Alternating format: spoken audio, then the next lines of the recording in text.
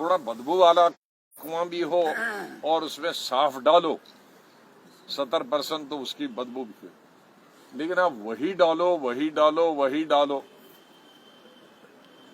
तो माहौल सड़ जाता।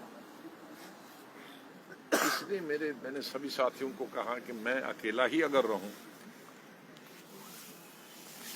तो मैं परिवर्तन चाहता हूं समाज में। किस चीज का परिवर्तन? 2-3। हम हिंदुस्तानी हैं, हिंदुस्तान में पैदा हुए हैं, हिंदुस्तान में मरना है, इसी जमीन से। और ऊपर वाले ने इस जमीन में हिंदू को भी बनाया है, मुसलमान को भी बनाया है, सिख को भी बनाया है, ईसाई को भी बनाया है। हमको सबको इंसान बनाया है। और इंसान के बीच में अगर हम फर्क करें तो उसका मतलब है अल्लाह भगवान को हम नहीं मानते। खाली पूजा पाठ से कहेंगे कि अल्लाह तो बड़ा है, भगवान तो बड़ा है, परमेश्वर तो बड़ा है, लेकिन उसने जो बनाया है उसको हम टुकड़े करें तो कहां हम भगवान को मानते हैं? अगर उसके चांद और सूरज को मानते हैं, उसके पेड़ को बनाए हुए, आसमान, जमीन, समंदर को मानते हैं, तो हम इंसान को क्यों नहीं मानते? जिसका एक ही खून है, एक किस्म की शक्ल है, एक किस्म की बोलचाल है, एक किस्म की जबान, तो सबको इसलिए भेदभाव एक नहीं होगा। सब हम इंसान और जरूरतमंद है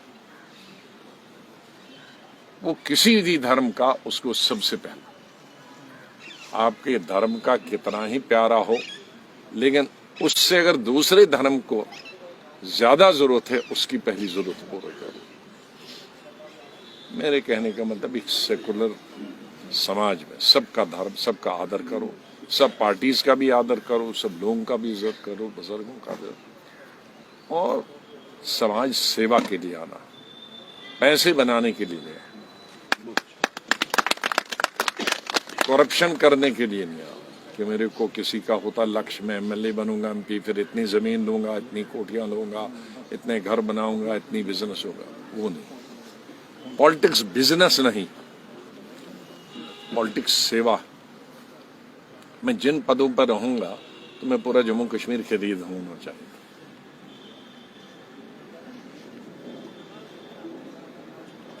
लेकिन फिर आप लोग, आज मैं अगर कहीं घूम रहा हूं जम्मू कश्मीर, ऐसा नहीं कि मैं कोई सोने का बना हुआ, क्योंकि कोई ये नहीं कह सकता मेरे वक्त में मैं दिल्ली में आया हूं। मैंने तकरीबन 1 लाख से ज्यादा बच्चे इस रियासत से,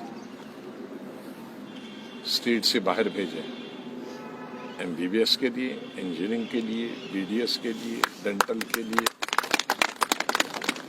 लॉ करने के लिए। 1 लाख से ज्यादा ही होंगे, कम नहीं होंगे। न मैंने किसी का मजहब पूछा है, न मैंने किसी की कास्ट पूछी। मैं हमेशा जिस मिनिस्ट्री में रहा हूं, आम हमारे, चाहे जम्मू कश्मीर हो या हिंदुस्तान का हो, जिस पार्टी का या जिस धर्म का मंत्री होता है, ऑफिसर उसका जल्दी जल्दी काम कर देते। तो मैं पहली मीटिंग ऑफिसरों की लेता हूं, नीचे अंडर सेक्रेटरी से लेकर और सेक्रेटरी तक, कि देखो मेरे बोर्ड पे मेरा नाम भी लिखा है दरवाजे पे, और नाम से मेरा धर्म भी मालूम होता है। तो जो यहां आया उसको मालूम है कि ये मुसलमान, उसको ये भी मालूम है कि किस पार्टी का है, तो भी आया, तो उसका मतलब है कि उसको मुझ पे विश्वास। इसलिए कोई भी आएगा, न उसको सोचना कि इसका धर्म क्या है, इसकी पार्टी क्या है, किसी पार्टी का है, जेन्युइन है, वो काम कर दे, और मुझसे पूछने की जरूरत है। और ये सोच मेरी हमेशा रहेगी, और मैं भगवान अल्लाह से दुआ करता हूं कि मेरे मरने तक ये मेरी सोच ऐसी रहनी चाहिए, कभी मेरी सोच में कोई गड़बड़। मैं चाहता हूं कि हमारी पार्टी में कम ही लोग रहेंगे, लेकिन इसी सोच के रहने चाहिए। आज बहुत मिलावट आ गई है हमारी सोच में। आपके सामने उस मिलावट, जैसे हम मिलावट वाली सब्जी नहीं खा सकते, मिलावट वाला खाना नहीं खा सकते, उससे सेहत पे खराब होता, इसी तरह से मिलावट वाली राजनीति हम नहीं कर सकते, उससे देश की सेहत खराब हो जाएगी। और अगर हम हिंदुस्तानी हैं, सच में हिंदुस्तानी हैं, तो हमारे लिए देश की सेहत, देश का स्वास्थ्य सबसे बड़ा जरूरी है। देश का स्वास्थ्य ठीक रहेगा तो हमारा स्वास्थ्य ठीक रहेगा। देश का स्वास्थ्य खराब हो गया तो हमारा स्वास्थ्य खराब होगा। तो इसलिए जितने भी अच्छे लोग हैं जो इस विचारधारा को लेके चलना चाहते हैं और इस विचारधारा को गांव में, शहरों में, कस्बों में लेके,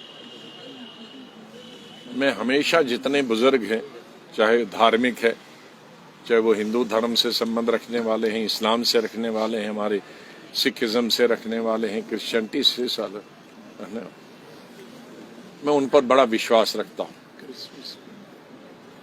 मैं विश्वास इसलिए रखता हूँ कि उन्होंने हमेशा कुछ परिवर्तन समाज में लाने की, उन्होंने धन दौलत किसी की नहीं देखी, विचारों में बदलाव लाने के लिए उन्होंने, आज किसी के 5000 साल बरस हो गए, किसी के 2000 साल बरस हो गए, किसी के 1500, किसी के 500, हमारे गुरु नानक जी के, लेकिन नाम उनका है। बादशाह उस वक्त कौन था किसी को मालूम नहीं, हिंदू था, मुसलमान था, ब्राह्मण था, अंदर वाला था, 2-4 का मालूम है, लेकिन इन धर्म गुरु का मालूम है क्योंकि उन्होंने समाज में परिवर्तन लाया, उन्होंने मानवता को बदलने का कार्यक्रम बनाया। उनको आज बीते हजारों साल। इसलिए इंसान में बदलाव लाने में, समाज में बदलाव लाने की जो बात होती है वो हजारों साल रहती है, उस व्यक्ति के साथ ही जाती है, उसके बाद भी रहती है। तो इस छोटी सी मीटिंग में जो स्वागत है हमारे बाली साहब के लिए, उनकी मिसेस के लिए, पहले 2 कॉरपोरेटर हमारे साथ आए थे, तीसरा कॉरपोरेटर आए आपका और उनके पति आए, इनका बहुत बहुत स्वागत। और समाज में, जम्मू कश्मीर में जो भी बदलाव चाहते हैं,